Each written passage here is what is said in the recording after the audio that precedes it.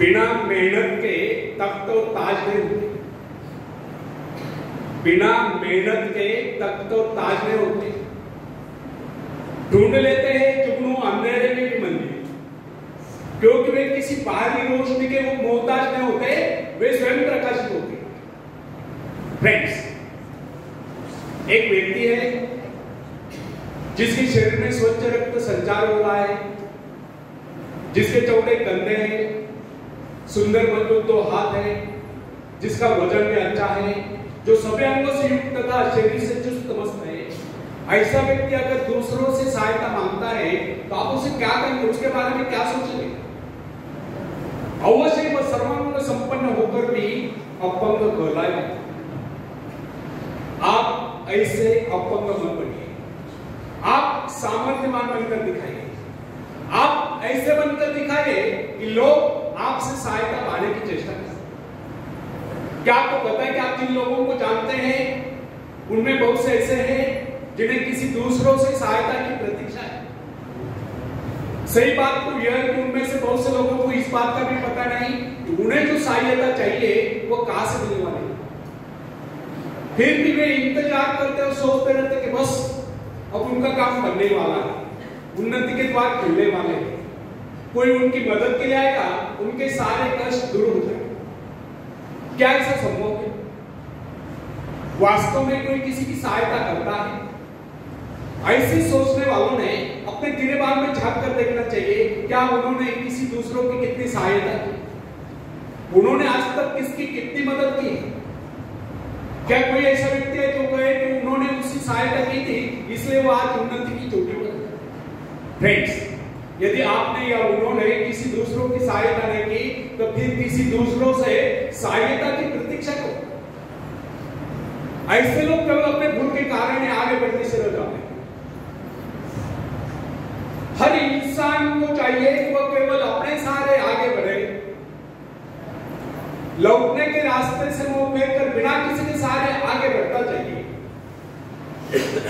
आत्मनिर्भरता से तो मनुष्य की शक्तियां विराट रूप धारण करके प्रकट होती है। आत्मविश्वास ही सफलता की नींव है। इसी आत्मविश्वास के सहारे हम दूसरों की सहायता करने में सफल हो सकते हैं। फ्रेंड्स, एक बहुत बड़े प्रबंधक का, एडमिनिस्ट्रेटर का कहना है, मैं अपने बेटे को इसी कंपनी में नियुक्त करना चाहता हूं जहां उसे कठिनाइयों का सामना करना पड़े, क्योंकि इससे उसकी सहन शक्ति और कुशलता विकसित होगी। यदि मैं उसे अपनी कंपनी में रखूंगा तो वो मेरे भरोसे बैठा रहेगा, हर निर्णय के लिए वो मेरा मुंह ताकता रहेगा, उसमें ठहरे हुए पानी की तरह सड़ान उत्पन्न होगी।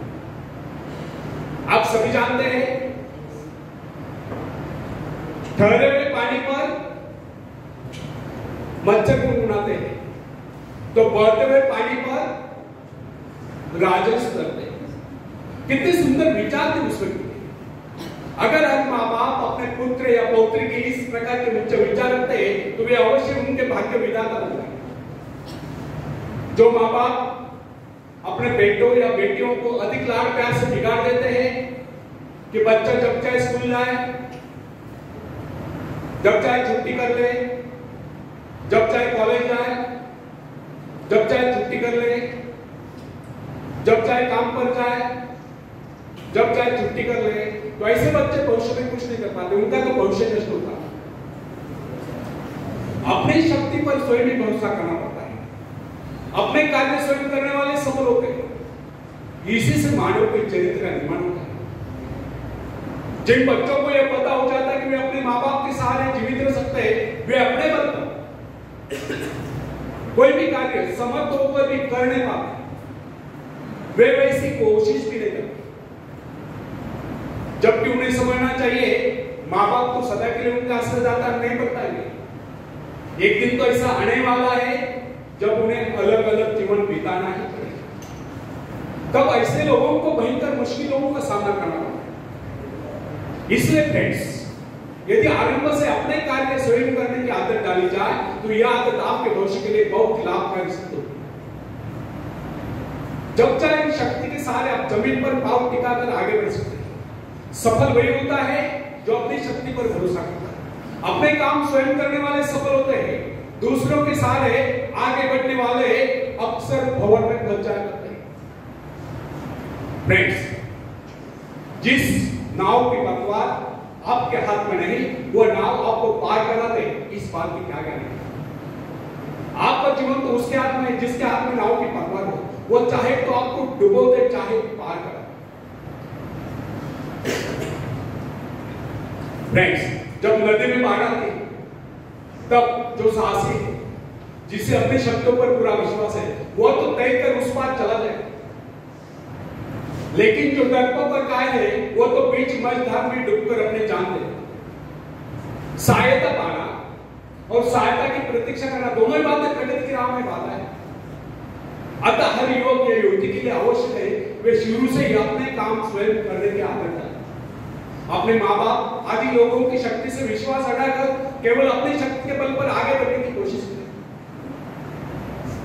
जिस क्षण आप बाहरी सहायता लेना बंद कर देंगे, उसी क्षण आपके भीतर आत्मनिर्भरता का अंकुर फूटते हुए महसूस होने लगेगा।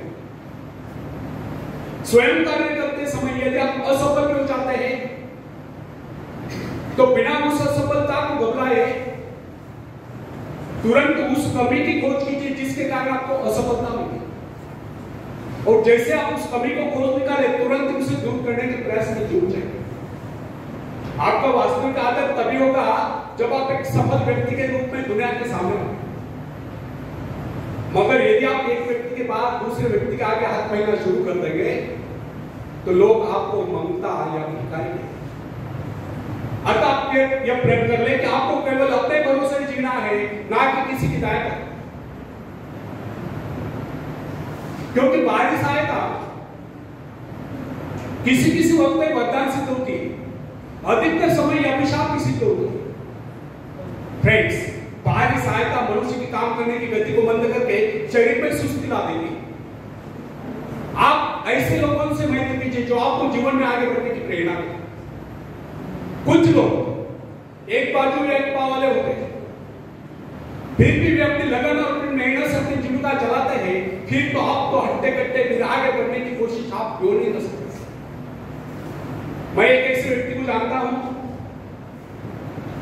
जिसका एक पैर किसी रेल दुर्घटना में कट गया। उसने कभी किसी भिक्षा नहीं मांगी, किसी दान लेना गवार नहीं किया, यहां तक कि अपने बहन भाई का उसने कभी सहारा नहीं लिया। उसने एक छोटा सा धंधा फुटपाथ पर आरंभ किया। शुरू में वो न्यूज़पेपर बेचने लगा, 2 पैसे बचत कर उसने वजन तौलने की मशीन खरीदी, उस पर अपना पेट पालने लगा। आज वही व्यक्ति उसी फुटपाथ के किनारे एक बहुमंजिला बिल्डिंग में न्यूज़पेपर स्टॉल लगाकर बैठा, साथ में जेरॉक्स सेंटर भी खोल रखा, और सुना है आजकल वो मोबाइल शॉपिंग भी चला रहा है। वो स्वाभिमानी, किसी से मदद लेना वो अपना अपमान समझता था। आज वही व्यक्ति उन लोगों को जिनके हाथ पैर सलामत है, ऐसे परिवारजनों को खिलाता पिलाता है, उनकी हर प्रकार की सहायता और मदद करता है, तो इसमें किसी को हैरत न होगी। आज वो दूसरों की सहायता करने में हो चुका है। वो उन लोगों के लिए प्रेरणा स्थान है जो सर्वांग संपन्न होकर भी दूसरों से सहायता पाने की आशा करते हैं।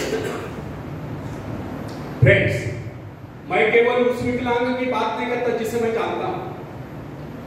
इस संसार में ऐसे बहुत से विकलांग लोग हैं जो अपनी हिम्मत से खुद भी खा रहे हैं और अपने परिवार को भी पाल रहे हैं।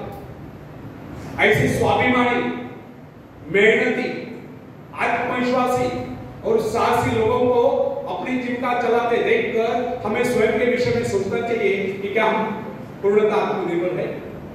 यदि हाँ, तो फिर किसी दूसरों से सहायता की प्रतीक्षा क्यों? कोई भी स्वस्थ तथा सर्वांग संपन्न व्यक्ति तब तक अपने आप को समर्थ समझने का अधिकार नहीं रख सकता जब तक वो समझता है कि वो किसी का अधीन है। वास्तविक स्वतंत्रता एक ऐसा उपाय है जिससे मनुष्य की शक्ति 2 गुनी लगती है। इस प्रकार की भावना अन्य किसी प्रकार से प्राप्त नहीं होती।